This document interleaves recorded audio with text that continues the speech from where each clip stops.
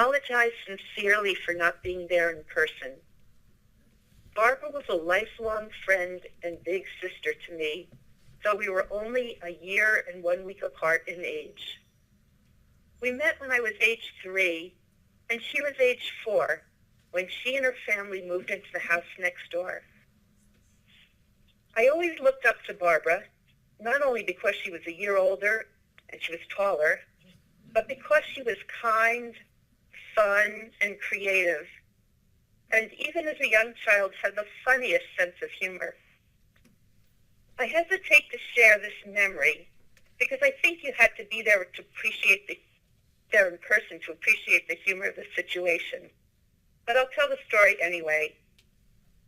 We were playing dolls at my house, and the wig on one of the dolls fell off, leaving a matrix of holes on the back of the doll's head. I was ready to abandon the doll, but Barbara picked up the rigid plastic doll by the legs and, talking into the back of the doll's head, announced, "Car 54, Car 54, where are you?" She renamed the doll Radiohead, and we played it with it for years. Oh well, Barbara could have told the story in a way that would have left you laughing on the floor. Barbara and I played together in each other's houses on a daily basis. I was impressed with Barbara's bedroom, which was in a gabled attic. I recall her sharing her toys and being impressed that she let me play with her brand new melody bells, which she had gotten the night before for Hanukkah. Barbara was generous, even then. In the summer, we played under a big maple tree. Barbara turned a big cardboard refrigerator box into a house. Barbara recently recalled this as her favorite childhood toy of all times.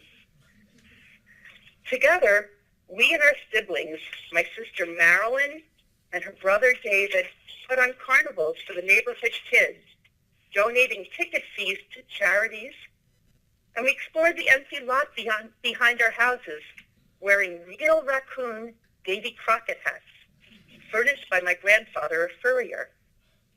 And at 5 and 6 years old, we swam in tiny blow-up pools in the backyard, containing 1 inch of water, lest we drown. Barbara and I went to lots of interesting and unusual places together with her mother, Beulah. For example, we went to the live chicken market in Patterson, New Jersey, and to the Daughters of Miriam nursing home, also in Patterson, where her mother volunteered for many years. At about 12 and 13 years of age, we worked together in my mother's summer nursery school, where we were, in quotes, counselors, tending to 3 and 4-year-olds. She helped to make the summer job fun for everyone. Barbara was also close to the other members of our family and stayed so over the years. Up until the end of her life, she celebrated happy and sad occasions with our family.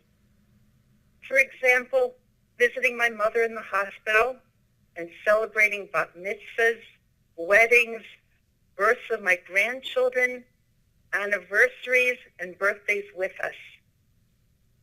Just 3 weeks before Barbara passed away, she arranged for our family to have lunch together right before my father's doctor's appointment at Sloan Kettering Hospital. Thoughtful and organized as she was, she called the coffee shop ahead of time and asked about accessibility, seating, the need for reservations. She was always very, very kind and thoughtful to everybody in her family. She came bearing gifts at the restaurant, a gift of 5 pounds of rugelach for us, as she often brought gifts.